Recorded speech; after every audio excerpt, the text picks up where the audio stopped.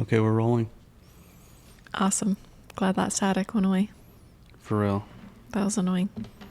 Obviously, I'm no sound engineer.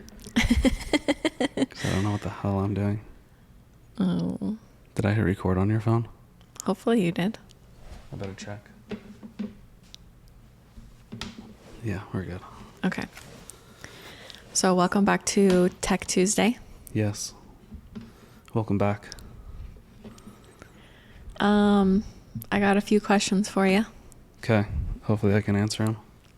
So are you ready to roll? Well, I cheated and I kind of know what they are already. So I have some diagrams up to explain things better than I probably could off the top of my head. Okay. So you cheated and you looked at my questions?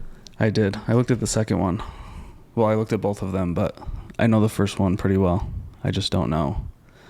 The second one is about Sonax products for 4L60, so I didn't want to just talk shit. I wanted to look at their page and get all the info from them and be able to read it, so I'm not saying anything stupid or wrong or I don't want to mislead anybody. Okay. Okay. All right, let's go. Let's hit it. So first question is, what are the differences between our Posi types? Okay, so our Posi types, like in the GM 8.5 Posi packages, we offer a Hell Posi, which is a helical gear internal Posi. And then we also offer a clutch type Posi, like an Eaton or an Auburn. They use clutches inside to not lock, but it's a type of Posi, a limited slip Posi traction that I guess is rebuildable. That's kind of the advantage of using a style like that. Whereas the Hell Posis, they're not so much rebuildable, but they're pretty much bulletproof. You don't have any issues like needing to rebuild them. When you go with an Eaton style clutch Posi, like our standard Posi, you can actually buy upgraded internals for it as well. So depending on like what horsepower you're running in your truck or car, you can buy a clutch pack for inside to make it a little more aggressive, a little less aggressive, that sort of thing too. So Okay. you buy one of our Posis, clutch style, and 10 years down the road, it's not providing as much two-wheel burnouts as it used to. You can buy a rebuild kit for the inside of it, just replace the clutches. I mean, they're clutches just like in a transmission, so the more you use it, the more slippage there are on those clutches. They wear down and they need to be replaced. So it's the same thing with an Eaton style Posi or an Auburn Posi. It's all the same stuff inside, so they sell rebuild kits for them. The Hell Posi that we sell is a little bit more expensive just because obviously manufacturing the clutches inside are a lot cheaper than manufacturing like those worm style gears that are inside a Hell Posi. So inside of a Hell Posi, it's all mechanically driven with gears. There's no clutches or anything inside. So that style Posi is more of a true track style.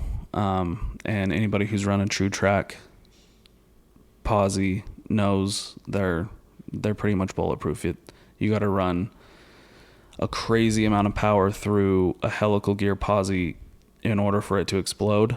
And if you're running that amount of power through a GM 8.5 10 bolt, you're already messing up. You need a Ford 9-inch. You need something that can withstand that much power. A GM 8.5 10 bolt, can't withstand.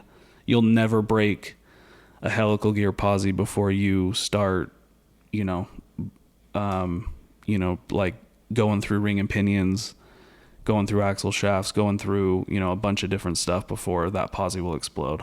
Yeah. So, and I mean, that's kind of another thing that maybe on another Tech Tuesday we can talk about all the different style of limited slip differentials there are, or just differentials in general. There's, lockers, which we don't really sell, like on the GM 8.5, 8.6, and then like the Chrysler 9.25, Ford 8.8. Those families we don't really sell lockers for, because there's really no reason to run a real locker on the street when you can have a limited slip in it.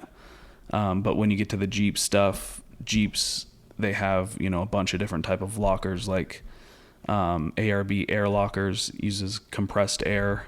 You actually have a tank inside full of compressed air, and you flip a switch and you engage the lockers. Like in our JL, we have the push button. It's electronic, right? It just engages the lockers when we want them. ARBs are a lot stronger than the stock Jeep lockers that they put in there. So you run a tank of compressed air in the back or under the Jeep or wherever, and you flip a switch, and that compressed air gets put through into the differential, and it engages, and then you're locked both front and rear. So there's a bunch of different style differentials, lockers. There's air lockers. There's spools, mini spools for drag racing. Those actually 100% mechanically lock the differential. So like in a street application, you would never want to run a spool. I mean, there are idiots out there, or guys who are just so hardcore that they want to run a spool on the street, and those are the guys that you hear going around the corner, and it's because the inside and the outside tire the inside tire, when you're turning, obviously rotates less than the outside tire, right, to go around a corner. So if the differential is completely locked, that means the inside tire and the outside tire can't rotate freely as they need to in order to turn. Mm-hmm. And you hear the tires screeching and trying to go around a turn. So in a street application, that's why we just sell Posis. And Posi is actually it's a term coined by GM. They did a good job of marketing a Posi traction in their vehicles, because most everybody uses the term Posi when they're looking for actually what they should be searching for is a limited slip differential. So yeah, in our kits, we sell two different style Posi units.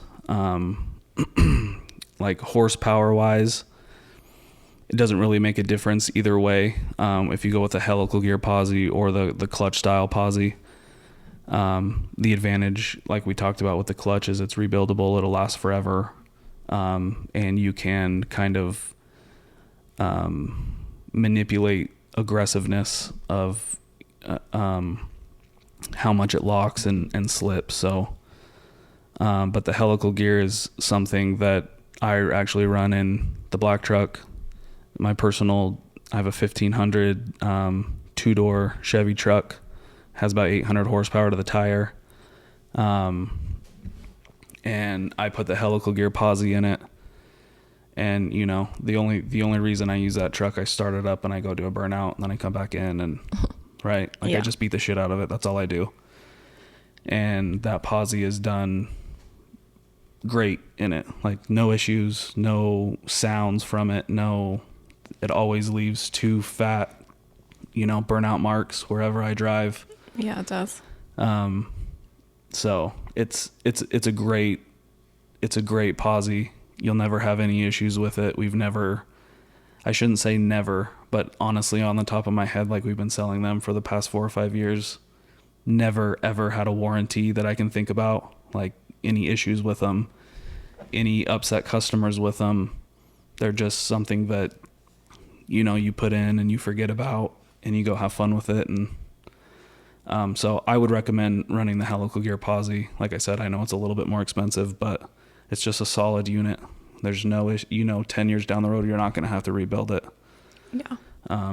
So that's the difference between our Posi units. And like I said, if you are looking for more, like if you're a drag racer and you're looking for more of a locker, we do have Detroit lockers we can get, no problem.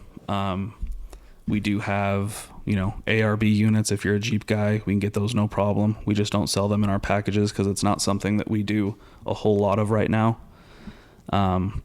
and we don't have like complete packages listed on our site for those as well. So down the road, when we get some more manpower and we can list that stuff, we'll have them on our shelves and able to roll through. But right now we just don't have them on the site. We don't sell a lot of them. So if you need that stuff, let us know. We can get it. We can drop ship it from the nearest warehouse to you. But it's not, what we sell 5-6 Posi packages a day of, Yeah. So I think that answers it. All right. So the next question I have is, what other upgrades should I purchase with my Stage 5 4L60E rebuild kit? So this is what I was saying. I looked up we usually use like Transgo and Sonax for some upgrades that I honestly don't know why we don't have these on our shelves. We should, because a lot of customers who buy our Stage 5 kit are tearing the transmission apart and needing to rebuild it already. So why not throw in, these other upgrades along the way, right? That's just an oversight on my part. I should have this stuff on the shelf and we should be selling it with our kits. But the first upgrade, there's there's a bunch of different stuff that you can do in a 4L60. At the end of the day, you still have a 4L60 and it's not the strongest transmission in the world. If you're doing a high horsepower, you're never going to use a 4L60. But since you do have one and you are rebuilding one, probably the other weak point, we sell that Alto red band. That's something that comes in our kit. That's, I think, is a must if you're going to rebuild the transmission. But on top of our rebuild kit, a big weak point in the 4L60 is the sun shell. I think it's called like a reaction shell too. And it's pretty, I don't want to say frail, but it's just weak from the factory. And a lot of 4L60 guys will have an issue with that cracking. So Sonax sells what I see, a smart sun shell. So what it does is it protects the bearings in the planetary gear assembly.